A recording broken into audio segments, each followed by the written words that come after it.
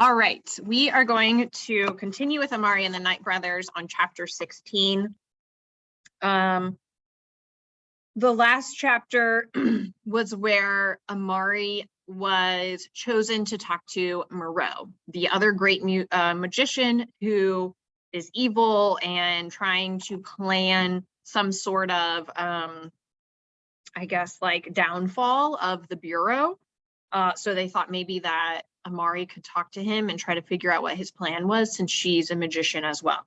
It didn't go the way they had hoped, though. And the last thing that Moreau says to Amari is, "Remember that I gave you a chance, little magician. In the end, we are all bound by our choices." So he's kind of inferring that maybe she made the wrong choice, as far as he's concerned. Chapter 16. Once we leave Blackstone Prison, Lord Kensington brings me to the Department of Supernatural Investigations to be debriefed, same as the adult agents whenever they get back from an important mission. I can't get there fast enough. I walk so quickly that I almost run over Director Van Helsing. He isn't amused. The debriefing room is the size of a closet. Inside, Agent Magnus and Agent Fiona sit at a square metal table.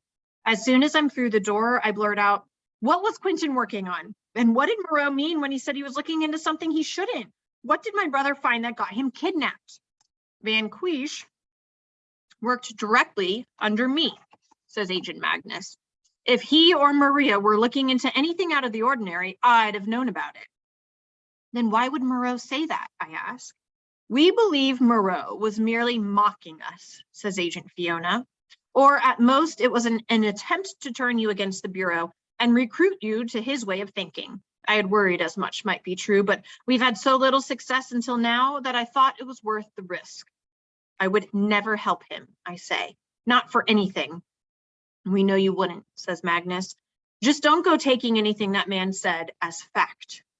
"Well, how about what he said about regaining what was taken?" I ask. "Is that the item of immense destructive power that you won't tell me about? That's supposed to be classified. Moreau seemed pretty sure he could get it even without trading Van Quish." Agent Fiona winces. Agent Magnus looks smug. "This was your brilliant idea, Fiona." Agent Fiona lowers her voice to a whisper. "That item is none of your concern, Peters. Just know that we have taken every possible precaution to keep it safe." So, not everything was a lie. But couldn't that also mean none of it was a lie? Moreau made such a big deal out of telling each other the truth. He said they would destroy this place. Aren't you worried? "Bunch of mumbo jumbo," says Agent Magnus. "This place is a fortress. Nothing in the known or supernatural world could harm it." I lean forward. They didn't see his face like I did. "He seemed so sure." Agent Fiona answers, "And ye can be sure that we've taken every precaution to be certain that Bureau remains safe. Trust us, Amari."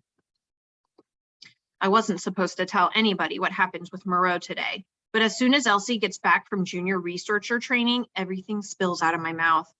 "What are you thinking?" she asks. "I don't know," I say, pacing the floor between our beds. "I just keep wondering, what if Moreau was telling the truth? What if he's so sure about his stupid plan that he doesn't care who knows?" "You think he just wanted to rub it in?" "I think he knew the Bureau wouldn't take his threat seriously because he's locked away," I say. "But maybe you and I should." I glance at Elsie's whiteboard. "We know what the Bureau knows about Van Quish's disappearance, so let's move on to step 3. Elsie goes over to grab the whiteboard. "Launch our own investigation. But where do we start?" I think for a moment. "I'll try and figure out what Quentin might have found that got him taken. Maybe it'll help us track down Moreau's apprentice." "That's a good idea," says Elsie. "I'll try to research what this item of immense destructive power might be. I just wish we had more to go on besides that it was taken from Moreau," she sighs. "Well, even if there's nothing in the main library, there are a few other places I can try." "Good," I say. "The more we know, the better. I like our plan." Elsie starts to smile, but it fades. "Be careful, okay? Now we're the ones looking into stuff we aren't supposed to. If we get caught, we won't," I say. "We can't." The next morning, I do my best to not think about my trip to Blackstone Prison. It isn't easy. Even now, standing in one of the training gyms when I'm supposed to be listening to Agent Magnus give us our first lesson on sky sprints, My thoughts keep going back to yesterday. The size of that hybrid, are they really that scary, or was Moreau exaggerating with his illusion? And what about Moreau's perfect plan to take down the Bureau? Or the fact that he wants me on his side, the side of the magicians? Concentrate, Amari. If you fail the tryouts, it won't matter what Moreau said. I force myself to pay attention to Agent Magnus's lecture. These boots give the wearer the ability to walk horizontally across open air, run up walls, even hang upside down from the ceiling. When used correctly, they'll give you an advantage over a great many ground-based nasties. And if you encounter a nasty that can fly, well, you'd better be right strong in your technique, because these here sky sprints will be your only chance. Everybody got that? We all nod. I can't help but stare at the sky sprints worn by the other trainees. Unlike me, they brought their own boots from home, and they all look so cool and crazy expensive. The Van Helsings each have shiny chrome boots with Dubois written in cursive along the sides. Others wear Laboom brand sky sprints made of polished wood. Only 3 of us have to go into the equipment room to pick out a pair of standard issue sky sprints. Mine look like worn out sneakers and smell like feet. Still, I'm pretty surprised at how easily moving in the sky sprints comes for me. After about an hour, I'm keeping pace with the legacy kids as we race along the walls and take turns avoiding the obstacles Magnus puts in our path. After 3 hours, I'm able to walk across open air without losing my balance. At noon, Magnus allows us to take a shot at a practice course the agents use to keep their skills sharp. We call it the invisible bridge, he says. He plops down behind a control panel, presses a few buttons, and poof, 2 diving boards rise to face each other from opposite sides of the room. A few seconds later, a dozen gigantic punching bags descend from the ceiling. With the push of another button, the bags begin to swing back and forth at different speeds. The goal is pretty clear. We've got to run across open air from one diving board to the other without getting knocked down by the punching bags. Sounds a lot easier than it looks. Magnus grins. Who wants to give it a shot? Not many hands go up. Even the legacy kids look wary. It's easy to see why. Your reflexes have to be lightning fast in order to stop and start fast enough to avoid the bags. The scariest part, though, is definitely getting by the final bag. It swings so fast, it's pretty much a blur. Of course, both the Van Helsings raise their hands. They've probably got a course just like this in their mansion back home. I lift my hand, too. As bad as my test score was, this might be my first chance to shine as a trainee or fall flat on my face. A really long fall. You sure you're up to this, kid? Magnus asks. Not really, I say. He chuckles. Gonna try anyway? Yep. Good. He raises his voice. A round of applause for our 5 brave volunteers. He leads the applause. Tell you what, let's have you 5 line up out in the hall. Ain't exactly fair to the first volunteer to let the others watch. I head into the hallway with the others. The Van Helsings move to the back of the line, so I've got no choice but to take the spot behind them. For a second, I think maybe Laura will be so focused on completing the obstacle course that she might leave me alone, but then she turns to face me with that light grin of hers. Nice sky sprints. Those might be the first pair ever made. With so much on my mind already, I'm really not in the mood. My words just come pouring out. What's your problem with me? I get that you don't like magicians. Guess what? No one does. But you're the only person who's made it their life's mission to annoy me. My outburst catches her off guard, but not for long. She crosses her arms. Like you don't know. Know what? I ask. I barely know anything about the supernatural world. My test score yesterday is proof of that. Is it all the attention I'm getting? Because my life would be a lot less complicated if nobody knew my name. Laura goes red. You think this is about attention? You really are as dumb as you look.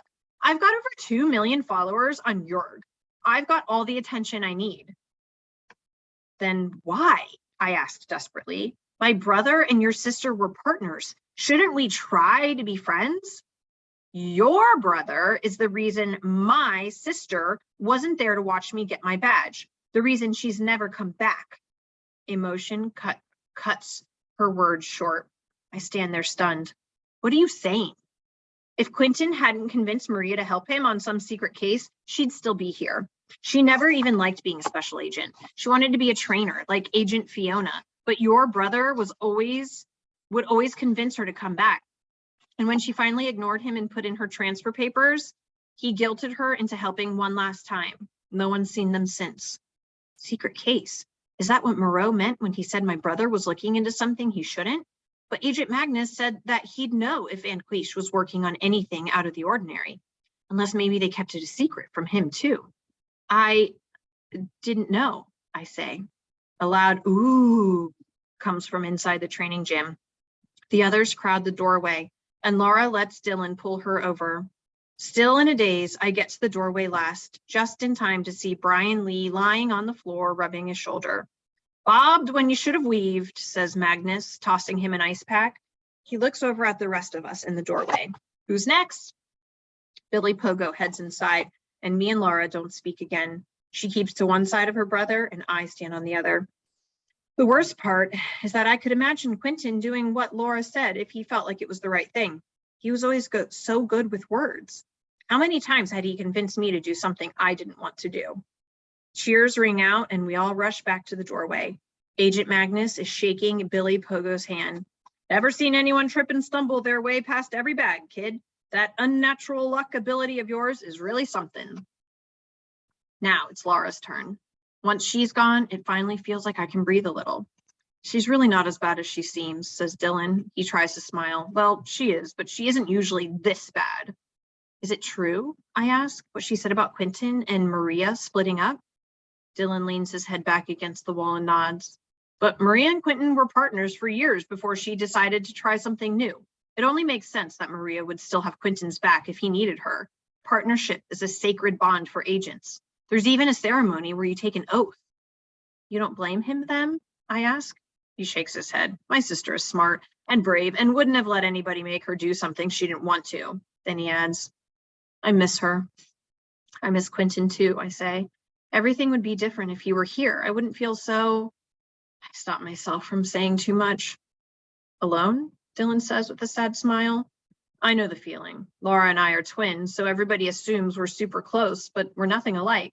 Never have been. Laura likes to be the star of the show. I'm more like Maria, happy to stay in the background. He laughs at my raised eyebrows. I know she was famous, but you don't catch the most dangerous magician of all time and not get famous. Maria was cool with giving Quentin the spotlight, though letting him do all the interviews. He shrugs. It's just who she was. Cheers go up in the training room. Laura must have made it too. Dylan starts for the door, but stops short. You're a natural in sprints. Just take your time. The last bag moves so fast that you can't stop to think, though. You've just got to take a leap of faith. Do that, and you've got a chance. But hesitate, and you're going to get clobbered. Dylan goes through the door, leaving me alone with a million thoughts swimming through my head. No surprise. He makes it through the obstacle course, too. Now, it's my turn. I can feel everyone watching me as I make my way across the training gym. When Magnus gives the signal, I start up the ladder to the first diving board. Except my hands are so sweaty from nerves, I nearly fall. Snickers ring out. When I finally do get to the top, I make the mistake of looking down. The diving board is even higher than it seems from the floor. I swallow. You can do this, I tell myself. I squeeze my toes together to activate the hover feature and race toward the diving board on the opposite side of the rim. Getting by the super slow bags is easy. The next few are a little faster, and I have to slow down a couple times to avoid them. I pass bag 5, then bag 6. So far, so good. My arm is clipped by bag 9, and it nearly knocks me off balance, but I'm just barely able to catch myself. I sprint past bag 10 and stumble past bag 11 by accident. I come to a stop in front of bag 12. Even up close, this thing moves so fast I can barely keep track of it. Dylan said to make a leap of faith. That means I just have to believe I'll make it, right? But what if I don't? What if I'm not cut out for this? I tense up at the thought, but then force myself to stagger forward. I don't even see the bag coming. I just feel a sudden impact and I'm falling. At some point, my shoes light up and the hover feature activates so that I'm hanging upside down in midair. My eyes are level with Magnus. Gave it a good shot, says Magnus. Almost got there on your first day. Too bad it wasn't good enough. To say that I'm grumpy after sucking at the invisible bridge would be an understatement. Am I even good enough to pass Friday's tryout? The reality that I could fail and be sent home sends a shiver down my back. Director Van Helsing made it clear I won't get another chance. And what's worse, he'll take my memories too. These might be my final days in the supernatural world. I could be running out of time to get any of the answers I came here for, but I know of at least one answer I can get right now. I pull out my phone and message Magician Girl 18 from Amari Peters. How do I know you aren't Moreau's apprentice? The moment I hit send, I regret it. Accusing someone of being evil isn't how you treat someone who wants to help. If she gets upset and never messages me again, could I really blame her? So far, no response. Usually she answers right away. That worries me so much I slide my phone in my pocket and try to think about something else. 15 minutes later, my phone finally buzzes. As I'm sitting down for lunch in the food court, I'm so anxious that I fumble and drop the thing. It's not a new message. Instead, it's a Yerg notification suggesting I send a friend request to Laura Van Helsing, like she needs any more friends. I glance over at her joking with a group of junior agent trainees on the other side of the food court, and then click on her page. Scrolling through her pictures only worsens my mood. She really does have 2 million followers, 2.3 million to be exact. I see her hugging her father in front of Van Helsing Manor. The place looks like the outside of a mall. In another photo, she's on a street made of gold, blowing a kiss to the camera. The best photo is one where she's staring out the window of an underwater train at a city that glows. The caption reads, "Headed to Atlantis with Mom for a weekend of shopping." Our lives really couldn't be any more different in every way. Dylan must have been telling the truth about him and Laura not being close, because I don't see him in any of her photos. He doesn't even have a Your page, however it's pronounced. My phone buzzes in my hand. New message from Magician Girl 18. I'm not, I promise. Tell you what, since you've proven you can keep my secret, why don't we meet face to face? I read the message twice. She wants us to meet up? In person? Your aura is extremely purple, says Elsie as she plops down at my table. She sets a copy of Physics and Magic, the often lack thereof, on the table in front of her. I frown and shove my phone back into my pocket. What's that mean? Purple can be tricky, but it usually means somebody's feeling overwhelmed. Still thinking about Moreau, or is it the plan? Your part does seem a lot harder than mine. I hate that I still can't be honest with her about Magician Girl 18's messages, at least not yet. I'm not exactly thrilled about the idea of meeting up with a stranger, especially after Moreau, but if this girl really is willing to help me, then I also don't want to do anything to mess it up. It's this tryout, I tell Elsie. You know how bad I flunked the first test. They said you really can't prepare for the first junior agent tryout, but I'm sure you have to know something about the supernatural world. Elsie shrugs. Maybe you don't. Maybe, I say, unconvinced. Do you know what your first tryout will be? Elsie frowns. A test, but junior researcher and junior agent are very different. I think back to how confidently she wrote down junior researcher at the departmental presentations. Do you like it? Junior researcher training, I mean? Her whole face brightens, and she goes on this long rant about all the amazing things she's learned and seen and done. Because of all the great ideas she's constantly coming up with, she's even been asked to sit in on some brainstorming sessions with the adult researchers at the Department of Magical Science. Just seeing her excitement lifts my own spirits. After 10 minutes of catching up, a few researcher trainees step by our table. Hey, Els, says a smiling Korean girl in a lab coat. Elsie explains that this is her junior researcher trainee, lab partner, Gemma, and I instantly feel jealous. It hasn't even been a full day of training, and she's already given Elsie a nickname. I haven't even given Elsie a nickname. Gemma gives me a little wave. The junior researchers have a table near the taco stand, and they're inviting the trainees to come watch them demonstrate all 7 kinds of explosions. The magical ones are supposed to be really cool. Elsie's eyes flash with excitement, but she tries to hide it. No thanks, I'm just going to hang with my roomie today.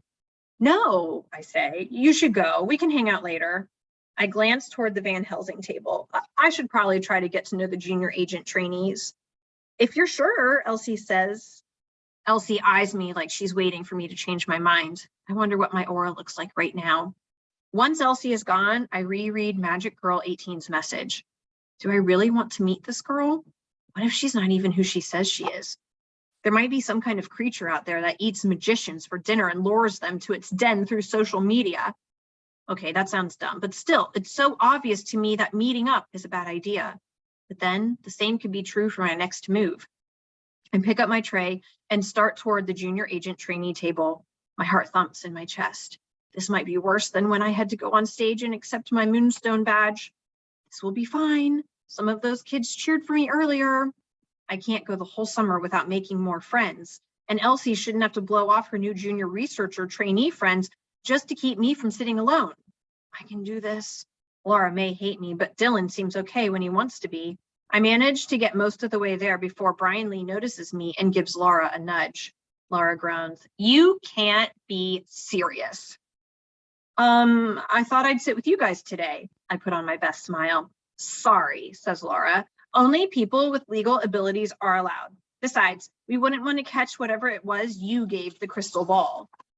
A few of the others laugh. Some even throw their feet atop the empty chairs at the table to keep me from sitting. I look around for someone to have my back, but even the kids who cheered me on in the training gym won't meet my eyes now. Finally, I look to Dylan, hoping to find some hint of the boy who talked to me when we were alone in the hallway, but he just pushes his food around his plate. Guess I'm only worth being nice to when he doesn't have family around. It's Jefferson Academy all over again. I turn and walk straight out to the food court. No way I'm gonna let them see me cry. New message from Magician Girl 18. They're never going to accept you, but I will if you give me a chance. How does she know already? You know what? I don't even care. I type up a quick reply from Amari Peters. When and where? New message from Magician Girl 18. Tomorrow. I'll message you in the morning with a time and place. End of chapter 16. Hope you enjoyed.